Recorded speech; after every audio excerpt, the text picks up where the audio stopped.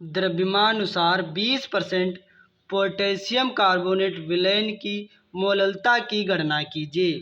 तो यहाँ पर देखेंगे जो पोटेशियम कार्बोनेट है ये विलय की मोललता का फार्मूला क्या होता है। तो यहाँ पर लिखेंगे K2CO3। ये क्या लिखेंगे इसमें विलय की मोललता क्या लिखेंगे, विलय की मोललता। तो विलय की मोललता का फार्मूला क्या होता है। तो विलय की मोललता का जो फार्मूला होता है यहाँ पर दिखाएंगे फार्मूला क्या होता है। तो यहाँ पर लिखेंगे K2CO3 क्या लिखेंगे, K2CO3 के मोलों की संख्या, K2CO3 के मोलों की संख्या बटे क्या लिखेंगे, जल का भार। क्या लिखेंगे, बटे में लिखेंगे जल का भार। जल का भार किसमें लिखेंगे, तो ग्राम में। किसमें, ग्राम में। जल का भार ग्राम में। और इंटू कितने से मल्टीप्लाई करेंगे, तो मल्टीप्लाई करेंगे 1000 से। कितने से करेंगे, 1000 से। तो 1000 से मल्टीप्लाई हो जाएगी। तो यहाँ पर जो लिखा हुआ है, ये जो लिखा हुआ है ग्राम में। किस में लिखा हुआ है, ग्राम में लिखा हुआ है। उसके बाद देखो यहाँ पर देखेंगे कि 100 ग्राम। देखो अपने जगह पे कोई भी चीज़ मिलाई जाती है वो 100% ही मिलाई जाती है। जो पोटेशियम कार्बोनेट यहाँ पर कह रहा है द्रव्यानुसार कितना 20% है, लेकिन पहले कितनी होगी, 100% होगी। तो यहाँ पर लिखेंगे क्या, तो यहाँ पास लिखेंगे 100 ग्राम। क्या लिखेंगे, यहाँ पास लिखेंगे 100 ग्राम। 100 ग्राम विलयन में क्या लिखेंगे, 100 ग्राम विलयन में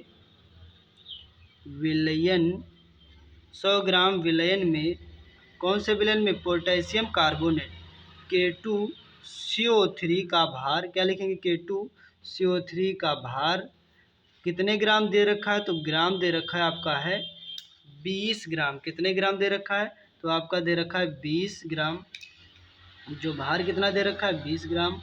उसके बाद क्या बोल रहा है, उसके बाद सवाल में कह रहा है क्या कीजिए, K2CO3 का अणुभार बताइए। क्या बताइए, पोटेशियम कार्बोनेट का अणुभार।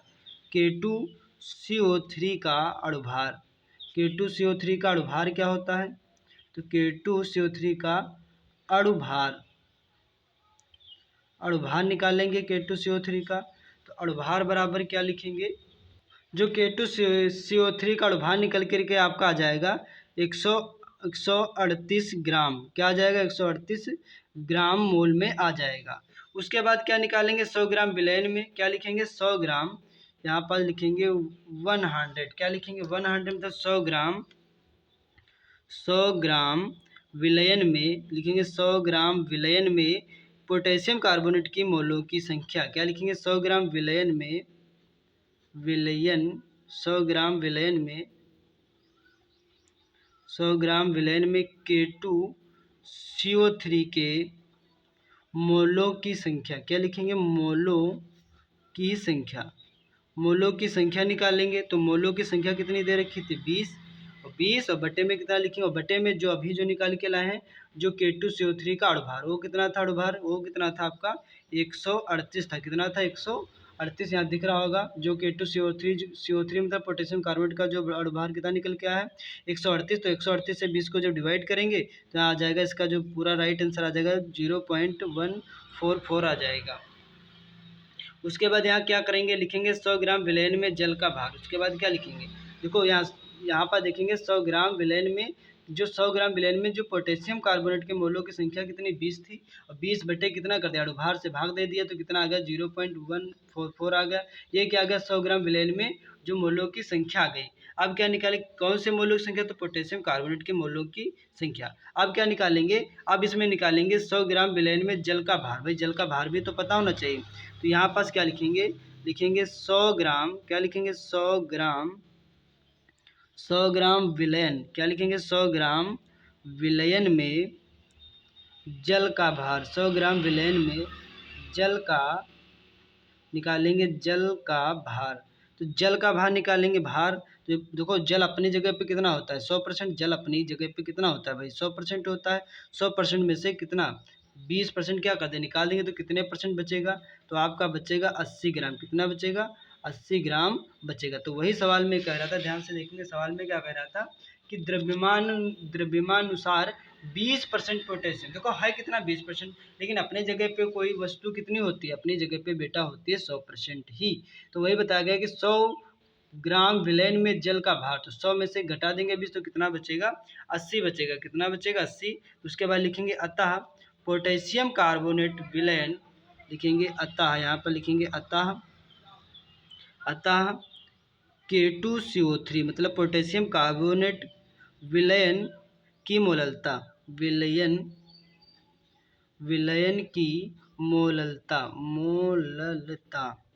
मोललता। तो मोललता निकालने के लिए भाई क्या होता है, मोललता का फार्मूला, तो देखो अब मोललता का जो फार्मूला होता है वो आपका क्या होता है, तो फार्मूले से पहले आपको मोललता का बता चुके हैं, मोललता का फार्मूला। तो मोललता बराबर यहाँ पास ऊपर सर्वप्रथम बताया गया था कि मोललता बराबर क्या होता है, मोलों की संख्या बटे जल का भार इंटू 1000। तो मोलों की संख्या कितनी दे रखी है, तो मोलों की संख्या कितनी निकल के आई है 0.144। यहाँ पर लिखेंगे मोललता बराबर क्या लिखेंगे, मोललता बराबर लिखेंगे मोलों की संख्या 0.144, और उसके बाद क्या रहेगा अपॉन क्या रहेगा, अपॉन में था जल का भार कितना दे रखा है, कितने ग्राम है, जल का भार दे रखा है 80 ग्राम, इंटू लिखेंगे 1000, कितना लिखेंगे 1000। अब यहाँ से क्या होगा, देखो पॉइंट हटेगा तो कितने संख्याएं बढ़ेंगी, पॉइंट हटेगा तो पॉइंट के बाद 3 संख्या तो 3 जीरो बढ़ेंगे, तो 1000 से 1000 कट जाएगा। उसके बाद यहाँ क्या करेंगे, इसको डिवाइड कर देंगे तो 2 चौको 8, 2 से प्लस सिफड़ हो जाएगा, 2 सत्ती 14 हो जाएगा, 2 दूना 4 हो जाएगा। फिर इसको काटेंगे, क्या करेंगे, इसको काटेंगे तो 2 से, तो 2 दूना 4, 2 से प्लस सिफड़ हो जाएगा, फिर 2 से, 2 3 6, 2 6 12 हो जाएगा, फिर 2 1 कम 2 हो जाएगा, फिर 2 1 कम 2, 2 8 16 हो जाएगा, 2 1 कम 2, 2 से प्लस सिफड़, यहाँ जीरो कटेगा, जीरो कटने के बाद क्या लग जाएगा, इस संख्या के बाद पॉइंट लग जाएगा। तो यहाँ पास कितना आ जाएगा, मोलरता बराबर आ जाएगा 1.8, कितना क्या आ जाएगा 1.8 मोल, क्या आ जाएगा 1.8 मोल बटे किलोग्राम में आ जाएगा, किसमें आ जाएगा, किलोग्राम में।